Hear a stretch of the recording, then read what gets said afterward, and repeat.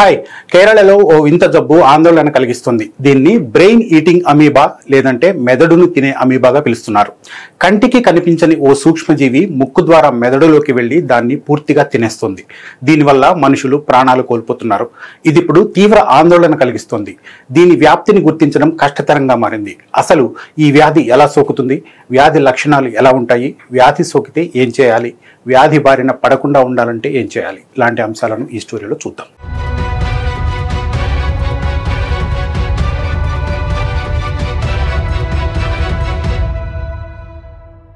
Brain eating amoeba కేసులు కేరళ ప్రభుత్వానికి కంటి మీద కునుకు లేకుండా చేస్తున్నాయి.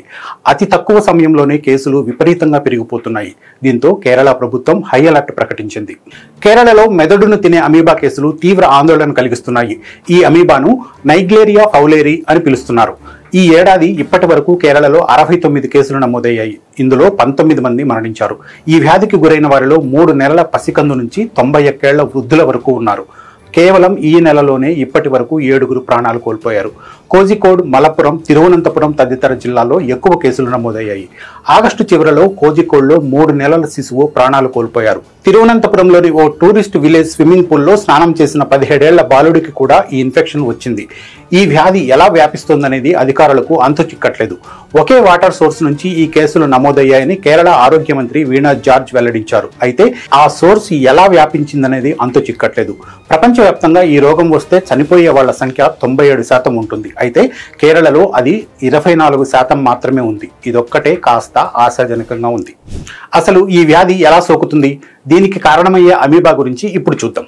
నెగ్లేరియా ఫౌలేరి అనేది ప్రీ లివింగ్ అమీబా, అంటే సహజంగా జీవించే ఒక సూక్ష్మజీవి. ఇది వెచ్చని తాజా నీటి మూలాల్లో నివసిస్తుంది. అంటే చెరువులు, కాలువలు, వాగులు, నదులు లాంటి వాటిల్లో ఎక్కువగా కనిపిస్తుంది. తక్కువ క్లోరినేటెడ్ స్విమ్మింగ్ పూల్స్ లో కూడా ఇది ఉంటుంది.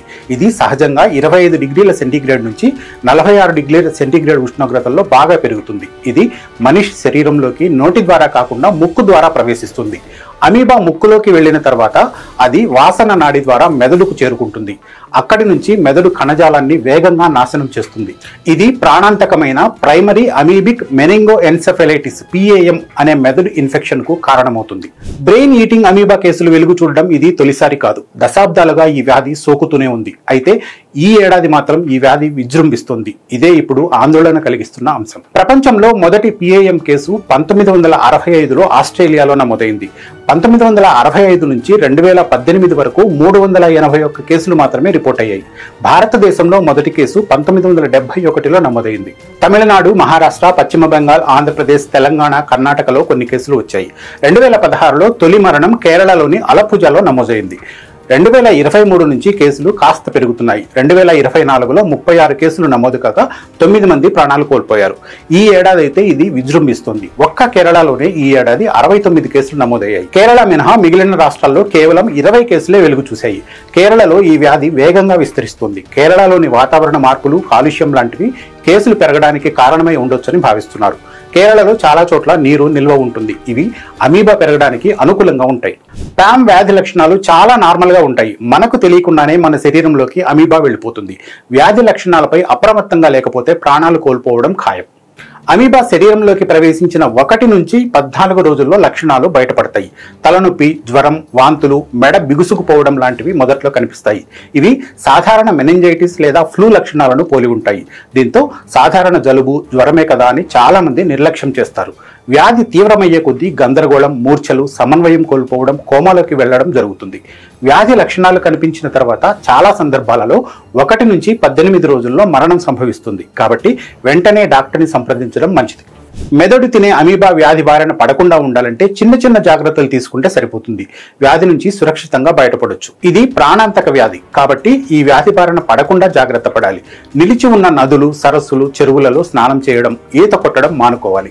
ఈత కొట్టేటప్పుడు నీరు ముక్కులోకి వెళ్లకుండా నోస్ క్లిప్స్ ఉపయోగించాలి. ముక్కును శుభ్రం చేసుకోవడానికి క్లోరినేట్ చేసిన లేదా కాచి చల్లార్చిన నీటిని మాత్రమే ఉపయోగించాలి. ఇంటికి సమీపంలో ఉన్న బావులు, నీటి ట్యాంకులను క్రమం తప్పకుండా క్లోరినేట్ చేయాలి. జ్వరం, తలనొప్పి వంటి లక్షణాలు ఉంటే వెంటనే వైద్యుడిని సంప్రదించాలి. ఇది అమీబా ఇన్ఫెక్షన్ కావచ్చునని గుర్తించి చికిత్స ప్రారంభించాలి. ఈ వ్యాధి చాలా అరుదుగా ఉన్నప్పటికీ అత్యంత ప్రమాదకరమైనది. అందుకే ప్రజలు అప్రమత్తంగా ఉండి ఆరోగ్య శాఖ సూచనలను పాటించడం చాలా ముఖ్యం. ఈ వ్యాధికి పూర్తి స్థాయి చికిత్స లేకపోవడం పెద్ద సమస్య. అందుకే వ్యాధి బారిన పడకుండా జాగ్రత్త పడడం ఒక్కటే మార్గం. ఈ రోగానికి పూర్తి చికిత్స లేదు, కానీ మిల్టెఫోసిన్ అనే anti parasitic drug, antibiotics, steroids తో ట్రీట్మెంట్ ఇస్తారు. కేరళలో PCR టెస్టులు, జీనోమిక్ సీక్వెన్సింగ్ తో ఎర్లీ డిటెక్షన్ చేస్తున్నారు. ఇది మరణాల రేటును గణనీయంగా తగ్గించగలుగుతుంది. అయితే ముందుగా గుర్తించినప్పుడు మాత్రమే ఇది సాధ్యం. ఆలస్యం చేస్తే మాత్రం ప్రాణాలు కోల్పోవడం ఖాయం. అందుకే ముందస్తు డయాగ్నోసిస్ చాలా కీలకం. కేరళలో అమీబా కేసుల పెరుగుదల చాలా ఆందోళనకరంగా మారింది.